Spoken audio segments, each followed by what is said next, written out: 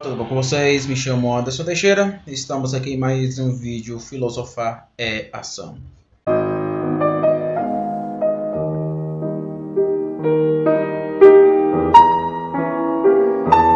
Muito bem. Bom, vamos dar continuidade à nossa exposição sobre o filosofar como ação de submissão. Explicando novamente, existe uma realidade superior à nossa racionalidade, ao eu lógico, e essa realidade se estende para além das minhas abstrações ou de qualquer abstração filosófica, seja de um grande ou pequeno filósofo, de um cientista, qualquer pessoa, qualquer gênio ou não gênio, todos possuem uma racionalidade, independente se ele constrói um pensamento verdadeiro ou falso, e nenhum deles supera a realidade que se apresenta a nós. A realidade que o Russell batizou de noemática, que é o objeto da percepção, a questão fenomenológica, né? A consciência intencional indo na realidade, percebendo a realidade aí, se apresentando na primeira, dada em regulação. A gente poderia falar aqui da metafísica do Leibniz, a monadologia. Existe aí os princípios de unidade, mas também existem os princípios de diversidade. O uno e o múltiplo não podem ser dissipado um do outro. Na verdade, existe uma união dessa unidade com o múltiplo, onde a gente encontra uma explicação, vamos dizer, filosófica cristã para essa questão tão ampla, na própria Trindade. A Trindade, e aqui ler o livro do Agostinho sobre a Trindade é muito importante para justamente pensar o primeiro princípio quadrante dentro da nossa consciência intencional, unidade e diversidade, indo sobre a realidade e percebendo essa realidade dentro de um princípio de unidade e diversidade. Então, o próprio filosofar da filosofia quadrante, já falei sobre isso, né? É um filosofar trinitariano, ou seja, é a minha arqué, é o meu ponto de partida, é o meu primeiro princípio divinatório, a Trindade. Isso vai reverberar a forma que eu olho para a minha própria unidade, como pessoa Anderson, persona, minha personalidade, a forma como eu olho para a própria realidade, a forma como eu olho para o tus, ou seja, o outro. Então, quando a gente observa a Trindade, a gente observa a Trindade dentro dessa dança hipostática, dança peripatética, dança extraordinária, estendendo para fora da unidade trinitariana e diversidade trinitariana. Então, o filosofar da filosofia quadrante é um filosofar que começa na Trindade. Por que eu estou dizendo isso? Porque a filosofia quadrante é a filosofia que nasce a partir das escrituras. Veja bem, eu estou abordando a fenomenologia do Russell. O Russell ele não era um metafísico, ele não estava construindo uma fenomenologia a partir da metafísica clássica. Quem diz isso erra, apesar de eu interpretar ele assim. Então, uma coisa é o que o filósofo falou, outra coisa é a interpretação que eu ou outro pode dar a ele. Então, a interpretação da fenomenologia do Russell é uma interpretação minha, é uma interpretação metafísica. Russell em si não quis produzir uma metafísica a nível clássico. Então, a minha metafísica, a forma de eu olhar para além da physis, né, é uma forma que parte de um embasamento enraizante na literatura judaica. Claro que existem os textos pós o Antigo Testamento, vamos se referir à Bíblia assim, né? Pelo menos a primeira parte do Antigo Testamento.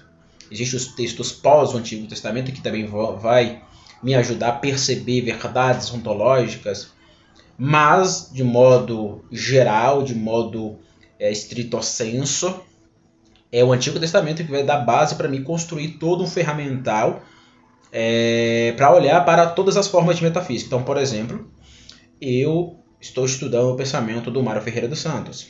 O Mário Ferreira dos Santos é um filósofo muito enciclopédico, é um filósofo muito denso. Então, tentar buscar uma unidade do Mário, do seu filosofar, é problemático. Por quê? Porque ele tem uma obra extensa, então eu teria que ler toda a obra dele. Então, eu li ali a primeira fase, estou terminando algumas obras, mas Acho que já li uns 8 livros, 8, 9 livros dele. Então, mesmo assim, eu não me considero um especialista, nunca vou querer ser um especialista no Mário Ferreira dos Santos. Ele age na minha pessoa, mas eu não quero cair na ditadura dos especialistas. Eu quero ver qual é a verdade que ele tem a dizer quando ele olhou para a realidade que se apresenta. A criação de Deus. Lembra de Gênesis capítulo 1, versículo 1? No princípio criou Deus. Existe ali o mundo ôntico e verdades ontológicas desse mundo ôntico. Então, o Mário, como Aristóteles, como São Tomás de Aquino, Agostinho e vários filósofos, olhou para a realidade, captou a verdade da realidade. Então, eu quero perceber quais são as verdades que o Mário captou e pegar para mim e fazer um uso hermenêutico a partir da filosofia quadrante. Então, eu não estou aqui para ser um especialista em nenhum filósofo, nem mesmo no Doive, apesar de eu me considerar um doiverdiano e estudar o pensamento do Doive de modo mais profundo. Entre todos os filósofos aqui, o Mário, Aristóteles é o que eu mais conheço, é o que eu domino, é o Hermann Doive, nem mesmo Doive. Eu não me considero um especialista em Doive, nunca vou querer ser, né? Então, por que eu estou dizendo isso? Antes de eu analisar, por exemplo, o pensamento do Mário, o pensamento do Aristóteles, o pensamento do Doive, que são aí metafísicos que influenciam a própria metafísica da filosofia quadrante de modo sintético, existe um ponto de partida que eu uso para fazer uma análise a partir do Antigo Testamento. Ponto de partida que eu uso para fazer uma análise, como assim antes? Uma análise metafísica. Então veja bem, isso que eu vou chamar aí de 12 vetores eidéticos seria como um ponto de partida metafísico para mim posteriormente fazer análises ontológicas. Então, por exemplo, vamos supor que eu vou fazer uma análise da década sagrada pitagórica mário-ferreiriana. Lembra lá unidade, oposição, relação, reciprocidade, forma e assim sucessivamente. Lembra do Aristóteles? Substância, vem depois da substância, que é essa categoria primordial, vem as subcategorias, do próprio Doive com a quantidade, a dimensão espacial, cinemática, física, psíquica e etc. Então veja, antes de eu fazer uma análise desses sistemas ontológicos de modo sintético, eu tenho um ponto de partida, porque sou cristão. E veja, não existe cristianismo primitivo sem judaísmo. É só a gente dar uma estudada, por exemplo, em alguns autores que tratam da nova perspectiva de Paulo, por exemplo. Eles não excluem a influência judaica do cristianismo. Então, quando você percebe o imaginário apocalíptico que reverbera no pensamento primitivista da igreja cristã, você vai perceber uma influência ali enoquita. Quem é Enoque? Enoque é um texto altamente, vamos dizer, mítico, com um linguajar escatológico de guerra, que vai influenciar, por exemplo, o Apocalipse.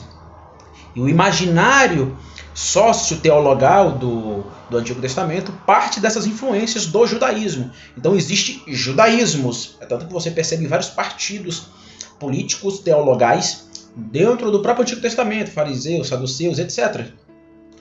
Onde vem isso? Vem justamente desse judaísmo pós-segundo templo, que foi influenciado, por exemplo, teologicamente, ao princípio da ressurreição, o princípio do céu, inferno, a ideia do maniqueísmo, né, de bem, mal, anjos, demônios, toda essa transcendência teologal, como diz o Mário, essa supersistência, ela advém do judaísmo tardio, pós o segundo templo, que possui a influência do zoroastrismo ou do mazdaísmo. Só você dar uma estudada. Posteriormente posso trazer alguns vídeos quando eu for tratar de teologia sobre esse assunto. Mas não tem como falar de judaísmo sem essa influência persa. Sem essa influência persa no pensamento escriturístico teologal. Lembrando que o judaísmo não começou dentro de uma perspectiva letral da letra. O judaísmo era uma enfática bocal. Eu gosto de usar essa expressão. Como assim enfática bocal? O boca a boca. A tradição judaica passa a aderir à letra, à escrita, justamente após ali o segundo templo. É claro que estou partindo aqui de algumas interpretações da alta crítica. Se você, por exemplo, for um fundamentalista, você provavelmente vai discordar de alguns pontos, né? Mas a gente não pode excluir a alta crítica. A historiografia está aí para nos ajudar a ler muita coisa do Antigo Testamento, por exemplo. Então, veja como é complexo a gente lidar com o judaísmo, o Antigo Testamento, porque existe ali vários entrames e que vai influenciar justamente a narrativa primitivista da igreja cristã. Então, quando você olha para Apocalipse e vê aquele linguajar, se você não tiver essa sacada, por exemplo, da tradição enoquita reverberando sobre a mentalidade joânica, você vai ficar perdido. Claro, existe uma interpretação fundamentalista, a partir da baixa crítica gramatical que a gente pode usar. Pode, eu faço uso, eu sou um cristão, não sou um heterodoxo, apesar de muita gente me chamar de heterodoxo, né, por fazer uso da autocrítica, mas eu não sou um heterodoxo, só não demonizo a autocrítica. A autocrítica não pode ser demonizada por nós cristãos, que, por exemplo, acreditamos, a partir de uma crítica gramatical ou baixa crítica, acreditamos no mundo transcendente. Né? O Bultmann vai dizer que isso é uma grande mentira, né? A ideia dessa tridimensionalidade, céu, terra, inferno, isso é uma linguagem mítica. Mas veja bem, mito não é mentira. Mito não é mentira. Mito é uma forma de descrever a realidade. Só gente analfabeta vai achar que mito e mentira são sinônimos. Não é. Mito é uma forma de descrever o terceiro princípio quadrante, a realidade. Então a gente pode fazer uso dos mitos para justamente olhar para a realidade. Então esse é o ponto. Então, como cristão, entendendo que o cristianismo tem influência do judaísmo, eu tenho plenas influências do Antigo Testamento para mim analisar filosoficamente a realidade. E aqui entra os 12 vetores eidéticos. Por que 12 vetores eidéticos? Veja,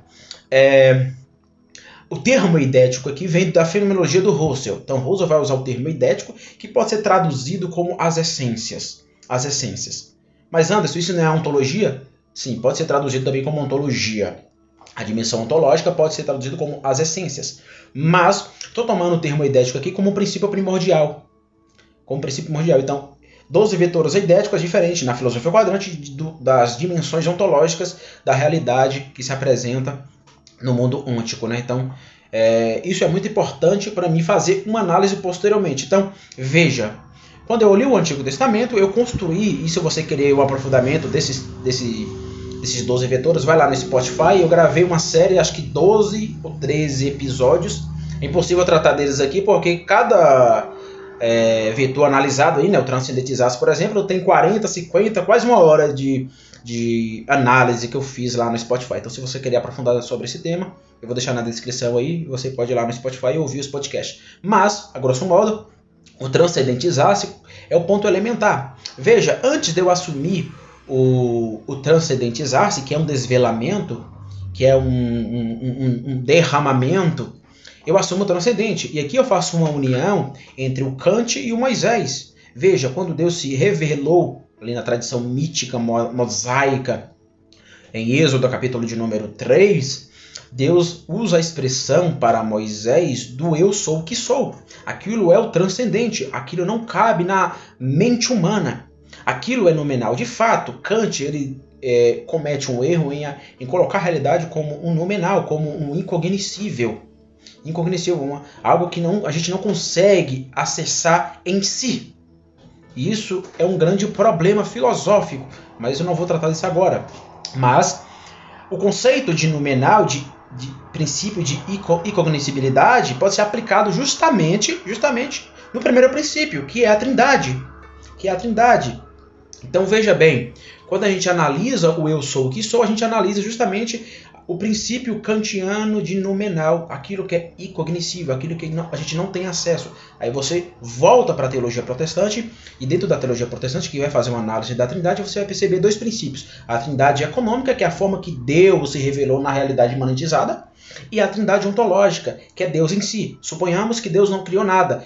A Trindade ontológica é esse Deus em si, lá na transcendência. Esse Deus que a gente não tem acesso, esse Deus infinito, esse Deus dançante, essa Trindade dançante, né? O Pai amando o Filho e o Espírito, o Filho amando o Pai, o Espírito amando o Filho e o Pai. Essa dança hipostática de pacto amoroso eterno. Ou seja, Deus não precisaria de nada na realidade porque ele tem a própria Trindade em si mesma. O Pai tem o Filho e o Espírito, por isso ele não estaria só se ele não resolvesse tirar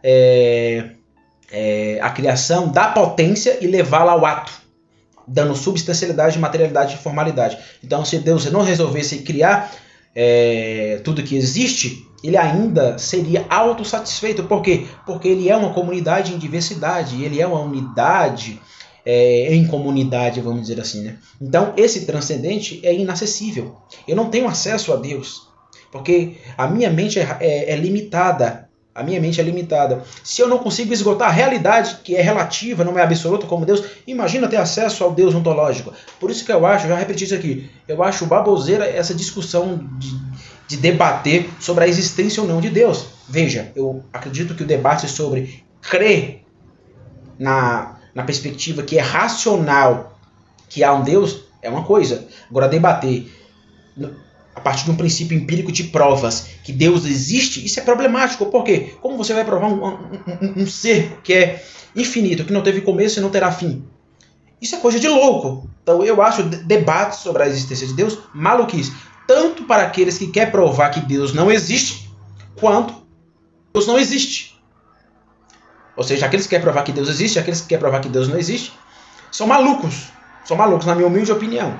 A gente pode debater sobre se é racional ou não crer em Deus. Essa é outra questão. É a forma que eu interpreto, por exemplo, as 5 vias do São Tomás de Aquino, né? A partir do Aristóteles. A gente tem que sempre olhar para as 5 vias visando a filosofia aristotélica. Mas veja bem, os 12 vetores eidéticos aí, parte, para a gente voltar, né, para esse tema, parte justamente do Antigo Testamento. Então, o primeiro vetor é justamente o transcendentizar-se. É o Deus ontológico que se desvelou. E se desvelou trazendo o transcendente para cá. Aí a gente pode voltar filosoficamente, teologalmente, para o princípio do Deus econômico, ou da trindade econômica. Deus se desvelou. Por isso que olhar para a realidade é olhar de modo trinitatis, ou seja, unidades em diversidade. Essa unidade, essa diversidade, essa tensão unitiva muito especial trinitariana que reverbera em tudo. Tudo que a gente percebe possui unidades e dentro dessa unidade, diversidade.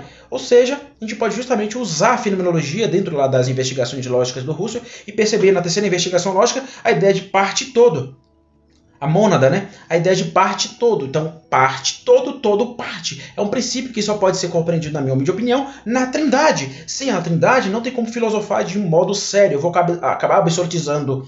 Isso acontece muito, por exemplo, na sociologia, absolutizando o princípio da comunidade ou absolutizando o princípio da individualidade. Sendo que os dois eu tenho que levar em consideração. Lembra que eu falei do bandido aqui, que a esquerda e a direita absolutiza o bandido em um princípio e a direita também? Ou seja, a direita diz que o problema é só da moralidade, da individualidade daquele bandido, e a esquerda acaba, vamos dizer, fazendo uma interpretação hermenêutica de modo extenso, ou seja, aquele bandido é vítima da sociedade, então é uma explicação apenas extensa, se esquecendo da individualidade moral, ética deste bandido. Então veja bem, como a gente tem uma percepção clara e objetiva na trindade, porque é os dois, é unidade e diversidade, é o que se intensifica e se extensifica, é o ex e o in. É o ex e o in, é o tender para dentro e o tender para fora, como dirá o Mário Ferreira dos Santos, a partir da sua dualidade, né? Dessa dualidade vetorial antinômica. Então, não tem como filosofar sem esse primeiro vetor do transcendentizar-se, pelo menos na filosofia quadrante. É o transcendente, é uma ordem criacional. Como assim ordem criacional? Aqui vem a cosmovisão cristã. Lembra, eu já falei aqui, criação e queda, esses são os 2 pontos. Por isso que o motivo base cristão é antinômico. Aqui é a minha discordância do Doiver, que vai dizer que os gregos, os católicos e os modernos são antinômicos e possuem ali um princípio de contradição antinômico neles. Pera aí, o cristianismo também tem uma cosmovisão antinômica, criação e queda. Por quê? Porque a redenção não é algo dado. Como assim não é algo dado? Aí eu vou fazer o uso, porque eu construí uma ontologia, justamente para dar base para isso. Veja aí, o pão holomaco é dado em regulação assistential. Aqui, só você lembrar do Mário Ferreira dos Santos, a sua teoria da assistência. E lembrar também da substância aristotélica. O pão holomaco é dado em regulação. Tudo possui aí um princípio que é dado pela trindade, em unidade e diversidade. E a trindade regula essa assistência prefixada. Só que existe a possuição da aptidão para existir insistentemente. Essa possuição é muito parecida, na verdade é Aristóteles na veia, é justamente o princípio de potência. Mas veja, eu faço uma interpretação de potência do Aristóteles a partir de uma perspectiva doiverdiana. O Doiver vai usar um conceito na sua análise ontológica das categorias ou dos aspectos modais de antecipação e retrocipação para fazer ali as analogias modais, né? Por exemplo, quando eu digo a economia está morrendo, Veja que eu estou fazendo uma analogia no campo biótico. Vou voltar aqui novamente. Olha, quando eu digo a economia brasileira está morrendo. De onde vem a morte? Dimensão biótica. Então, a partir da dimensão econômica, o 12º aspecto modal, eu faço uma analogia de modo retrocipatório, isto é, para trás, dentro da dimensão biótica, a 5ª dimensão aí. Então, veja, essa ideia de retrocipação e antecipação eu uso muito do Doiver. E aqui é muito importante. Por quê? Porque quando a gente olha para a dimensão da potência, entendendo a potência a partir do princípio aristotélico, a potência ela possui... O Mário também vai fazer essa mesma construção, ele vai usar outra linguajar, não me recordo, mas eu li isso em Filosofia Concreta. Ele faz uso dessa ideia com seu próprio linguajar, eu posso abordar isso posteriormente. Mas, veja, potência possui um princípio de retrocipação e antecipação. Ou seja, quando eu olho para um ovo de galinha, aquele ovo de galinha possui uma potência de modo antecipatório. Ou seja, aquele ovo pode virar uma galinha, por exemplo. E uma potência retrocipatória é aquilo que é e deixou de ser para se tornar outra coisa. Então, tudo que a gente observa possui potências para trás e potências para frente. Potências antecipatórias, potências retrocipatórias. Isso é muito importante, essa síntese do Mário, ou melhor, do Doiver com Aristóteles, na minha humilde opinião. Por que eu estou falando disso aqui? Porque quando eu olho para a aptidão, né? Tudo possui uma aptidão para existir em potências retrocipatórias e antecipatórias. Aí voltando para aquilo que eu estava dizendo, aí eu posso analisar justamente a redenção. Peraí, a redenção não é algo dado como a criação e a queda. A redenção possui aptidão para existir. Aonde? No coração. Paulo diz que a pregação vem pelo ouvir. Romanos 10, se eu não me engano. A pregação vem pelo ouvir. E ouvir do quê? O ouvir da palavra. Em um dos evangelhos, não me recordo qual, se não me engano é João, a gente encontra a narrativa do Espírito, da pneumatologia. Ou seja, o Espírito Santo que convence o homem do pecado, da justiça e do juízo. Isso é o quê? Redenção, justificação, regeneração, o transformar da alma. O homem é tirado do lamaçal do pecado, quedal, e levado para o princípio da redenção. Então, quando eu digo que a redenção não é dado, é justamente assumindo o princípio da salvação. Mas espera aí, Anderson, a redenção não reverbera na criação natural? Não! A criação não caiu. A criação não... Quem diz isso é gnóstico. Se você acredita que a criação possui princípios quedais, você é um cristão gnóstico. A criação natural não caiu. A realidade não é ruim em si mesmo. Isso é argumento gnóstico. Quem caiu foi eu e você. E eu e você que vamos dizer, desvirtualiza a realidade no princípio natural. A ordem, no princípio cultural, melhor dizendo, a ordem natural não caiu. Então, se você diz que a criação, quando Adão e Eva, por exemplo, caiu no pecado, e eles infectou a realidade, transformando a realidade em uma realidade maldosa, você é um cristão gnóstico. Então a criação não precisa de redenção. Quem precisa de redenção é eu e você, os seres da queda. Logo, se a criação não precisa de redenção, porque ela não caiu, e só eu e você precisa de redenção no coração, a redenção é sempre uma aptidão para existir, como uma potência antecipatória. Veja que importante. Ou seja, fazendo essa argumentação toda, né? Criação e queda. Aqui estão os vetores dados. Então, o cristianismo também é antinômico. Criação e queda, queda e criação. Assim como os gregos, não a escolástica clássica, mas a escolástica tardia, em especial o nominalismo, e o próprio pensamento moderno, que também é antinômico. Como assim antinômico? A ideia de Doiver dos motivos básicos, né? Natureza e liberdade, os modernos. Para Doiver, católico romano, na minha opinião, é os nominalistas, que é graça e cisão com a natureza, e o motivo grego de matéria e forma. Para Doiver, isso são cosmovisões ou motivos bases religiosos que foram construídos de modo comunitário por essas culturas. Isso vai influenciar o pensamento teórico dos filósofos que trabalharam nesses períodos históricos. Aí o Dewey vai dizer que o único motivo que não é antinômico é o cristão, porque o cristão possui uma tridimensionalidade da criação, da queda e da redenção. Só que eu construí um ferramental para dizer, não, peraí, o motivo base cristão é antinômico, porque a redenção não é dado. A não ser se você for universalista soteriologicamente falando. Lembra da soteriologia? Só você lembrar de Arminio, Calvino, etc. Se você acredita que todo mundo já nasce salvo, aí sim. Aí você tem uma argumentação lógica para refutar o que eu estou dizendo aqui. Aí eu vou aceitar a sua argumentação. Se você dizer assim, não, Anderson, peraí. Todos vão ser salvos. Então a criação, queda e redenção possui algo dado. Possui um princípio dado em regulação. Aí eu vou aceitar. Agora, se você assumir que não, aí, querendo ou não, você vai ter que assumir o princípio de que a redenção não é dado. Possui aptidão para existir. Isto é, uma potência antecipatória. Então veja, o transcendentizar-se é muito importante, porque é uma ordem criacional. Só que como eu sou um ferreiriano, tudo possui oposições. Não tem como lidar com o mal sem o bem, é impossível. Não tem como eu pensar o claro sem o escuro, é impossível. É impossível. Então, se há um transcendentizar-se, existe um imanentizar-se. O que é o imanentizar-se? É o contrário ao transcendentizar-se.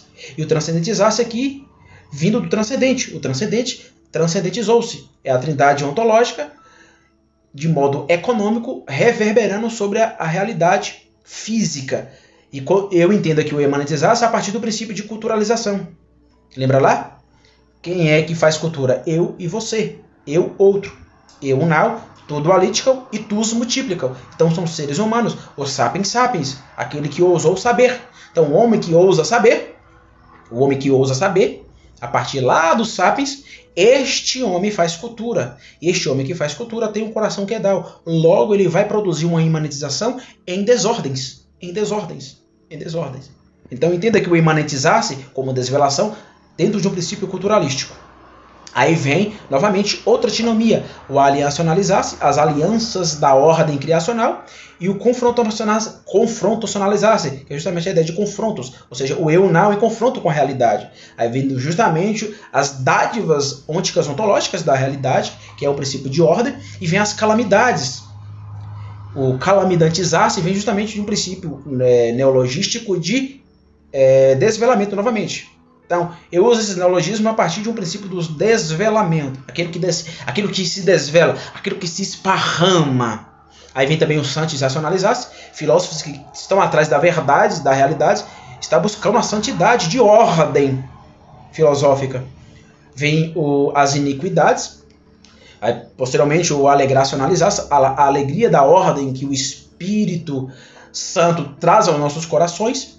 Somos também do princípio do sofrimentalizar-se, né? O sofrimento faz parte, é um princípio eidético que a gente não tem como escapar. E por fim, os dois últimos vetores, que é importantíssimo aqui na filosofia quadrântica, que vai dar base para o filosofar como ação, que é o revelacionalizar-se e o ocultamentalizar-se. Aí só se você lembrar, por exemplo, da década dialética do Mário Ferreira dos Santos. Quando você observa o sujeito, eu já falei sobre isso, né? Quando você observa o sujeito possui uma antinomia vetorial de razão e intuição. Nessa razão e intuição possuímos o quê? O desconhecer e o conhecer. Se conhecemos, conhecemos desconhecendo. Ou seja, tudo aquilo que eu conheço se revela, e tudo aquilo que se revela se oculta, porque eu não posso esgotar de modo onisciente a realidade. Então a própria realidade é uma ocultamentalização. Existe um oculto que reverbera em tudo. E o ser humano nunca vai esgotar. Porque sempre filósofos vão aparecer, porque nenhum filósofo esgotou a realidade. Porque sempre vai existir as ciências, por exemplo, porque nenhum cientista vai esgotar o seu nicho recortado. É simplesmente impossível. Então esses 12 vetores eidéticos aqui, eu fiz aqui uma análise bem simplista dessa minha ideia. Nasce do Antigo Testamento. Eu estou olhando para o Antigo Testamento, entendendo a trindade como o meu princípio divinatório, o primeiro princípio quadrante, né? E esse primeiro princípio quadrante reverbera sobre o meu pensar. Eu vou olhar para o texto bíblico do Antigo Testamento e olhar para a realidade. Então, a ordem criacional e a desordem que dá aqui possui justamente um princípio de olhar para a realidade a partir da sabedoria que eu vou chamar, né? Sabedoria judaica. Então, mesmo, por exemplo, vamos supor que a Bíblia é uma grande mentira, coisa que eu não acredito. Mas se a Bíblia é uma grande mentira, nada ali é verdade, tudo é mentira. Mesmo assim, se isso fosse verdade, a sabedoria judaica, por exemplo, nos daria base filosófica para a gente observar o mundo ôntico e ontológico. Então veja como é importante os 12 vetores eidéticos aqui como ponto de partida. É a partir disso aqui que eu vou, por exemplo, analisar o Doiver, analisar o Mário Ferreira dos Santos, analisar o Aristóteles e qualquer filósofo, o Leibniz, analisar o Agostinho e analisar vários filósofos. Então é quase que um método quadrante. Ordem e desordem. Veja, estou partindo da onde? Cosmovisão cristã.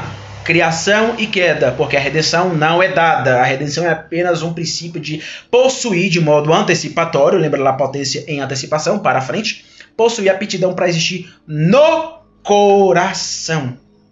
Coração como assim? Chamar. Novamente a sabedoria judaica. Isso o Agostinho, o Calvino, o próprio Doive, vários teólogos que problematizou a questão da alma e do coração, isso não veio deles, isso veio da sabedoria judaica.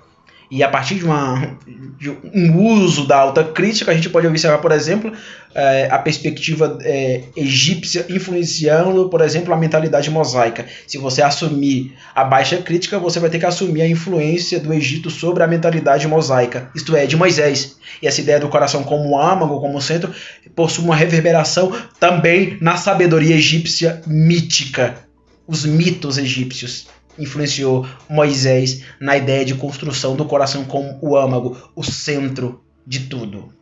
Então, aqui é importantíssimo. Eu sei que eu dei muita informação aqui, mas tentei o máximo possível ser linear, construir um pensamento aqui linear para a gente reverberar. Mas se você querer saber mais sobre os 12 vetores eidéticos, tem lá minha série de podcasts. Lá eu aprofundo cada vetor, né? Cada vetor de ordem e de desordem. Vetor de ordem criacional e vetor de desordem quedal. Futuramente eu vou escrever sobre isso aí, não agora.